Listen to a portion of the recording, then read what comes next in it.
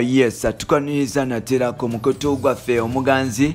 ogumanyikiddwa nga Uganda Mukamuli amanya ne Dovos Pampita Ntambi Chimso Rich Boy Maxudi Junior. Yes, wale kuba nti wekumira wano 24/7 tutambula fenna olibadde mukuba nti osubscribinga gwe atana bantu osubscribinga sharinga yes sharinga bano baberenga ogabana ne bano information eranga atolibadde mukuba nti commentinga ne tufuna opinion yo. Yes, because opinion yo eri very important ku mawulire getuwa n'abantu betugawaddeko kuba nti bafuna feedback gye tuba tubawaddeko atenga olibadde mukuba nti ogamba bakyalibo ne following wali ku Twitter nkosa Chimso 16 atenga ne ku Facebook musobola okunyonyako baganda bange tunyumyanyumyamu ngabo Oluganda nkosa Ntambi Chimso. Yes, osobola okuba nti ononyako and yes ne tutambula fenna muganda wange okunyumyako sekiba kizibu nnyo. Yes, woyagalira wono osobola okuba nti ofuna ne tunyumyamu ngaba Seruganda mpola mpola. Jukira bino byonna tukubikutuusaako kuba nti wekumira mu kumanya n'okuba nti otambula ne industry n'okuba nti tekuleka era nga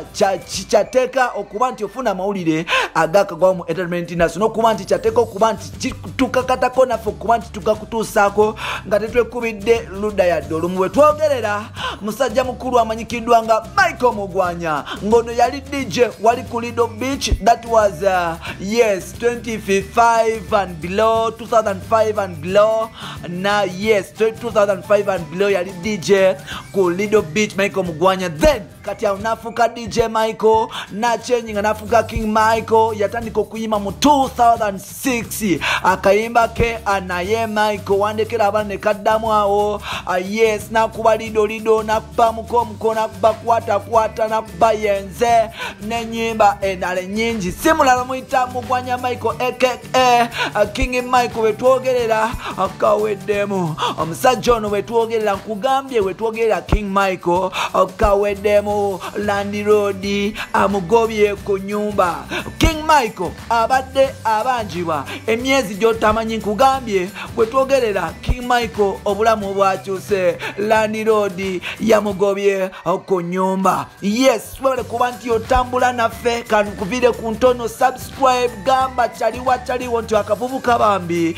kalese information era nga tolina kuba nti ogisuubwa kagambe gamba chaliwo nti yes Kachimso kano kalese information atali mu palapasi yadde okwekubira oludda nakulwalero kuletedde King Michael. King Michael abadde apangisa wali sedi z'ekirudu nga apangisa ennyumba eno ku kalina eno nga yes omwezi abadde asasula emitwalo 8 sedi z'ekirudu naye nga ate tujukira nti COVID yagenda okujja nga King Michael tali ku chat ya music yadde nga yasembadde okuba hit era kitegeeza nti n'ebivulu bibadde bigezako okuba nti tebirabika. Musajja wattu nga talina wayimba okujjako kuba nti abeera mu kusabiza n'okuzeebeeta abagagga munnange yogayoga King Michael abadde obulamu bwe abadde aze asurvivingira ku mugagga amanyikiddwa nga Brand White kogata ne bashuga mami abamusula ng'okuli Sherry n'abasigaddewo ne Madamu Charity wali mpola naye nga bonna bamusalawo era nga King Michael obulamu bwe bubadde bwakweyanga. Musajja wattu yadda ku Brand White nga gyayize obulamu naye nga kyaddaki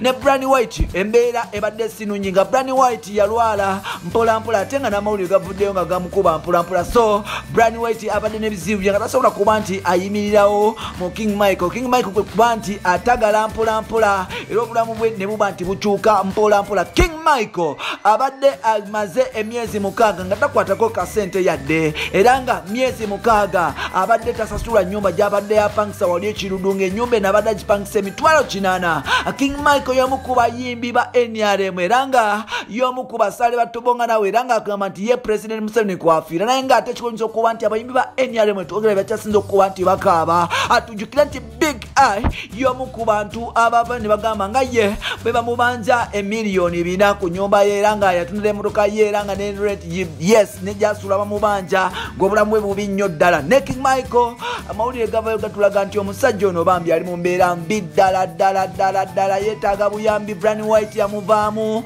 nga yes n'addukira ku Balamu nga looza ne Balamu agenda mubeeramu musajja wattu bambi ne Balamu yamuvuddemu bwe twogerera King Michael yagobeddwa mu nyumba era nga kabetwogerera King Michael aliira ku nsiko era nga yafuuse street boy. Omusajja musajja ono alina abaana n'omukyala simanyi oba omukyala yalazeewa simanyi n'abaana be gye bagenze bambi musajja mukulu ono King Michael obulamu buswaza bunyamiza ddala kigambye okuba nti mbu King Michael yagobeddwa mu nyumba saidi zawali ekiruddu ng'abadde amaze emyezi 6 musajja watasasula nyumba eno era nga ennyumba ye abadde agisasula mitwalo 4 King Michael akaba kyasera okuba nti bambi bamuddukira because embeera gyalimu sinungi era nga asaba gavumenti ya President Museveni ebeere nti emuddukirira because obulamu bwe si bulungi ne kyaliwe eyali amubeeramu ennyo amanyikiddwa nga Brian White mulwadde eddala era nga King Michael avudde n'agamba nti bannange munsonyiwe oba oli wa People Power oba oli wa NRM oba oli wa UPC avuddeyo n'asaba ne Bobi Wine n'agamba nti Bobi Wine nkusaba oli muyimbi munnange nkwegayiridde njamba ombeeremu ennaku zino nno King Michael asiba nnyo ku 32 Records wa Spice Diana nga be bamumezawo mpola mpola manager Roger big up yourself nsangawo King Michael ennaku zino nno Spice Diana yabezawo abayimbi abasinga so yes ne King Michael gye yagenze okuba nti yes gama mpola mpola era nga yes otwogerera musajja watu talina walegeka oba walembeka luba bino n'ebirala byoba olina mu episodes zaffe eziddako nsigadde Ntambi Kimso follow us on Facebook Ntambi Kimso then ku Twitter nkozesa Kimso 16 ate olwaddemu okuba nti osubscribing n'okuba nti weekuumira wano olw'amawulireko amesigwa agaddako bino n'ebirala byoba olinda mu episodes zaffe eziddako bye bye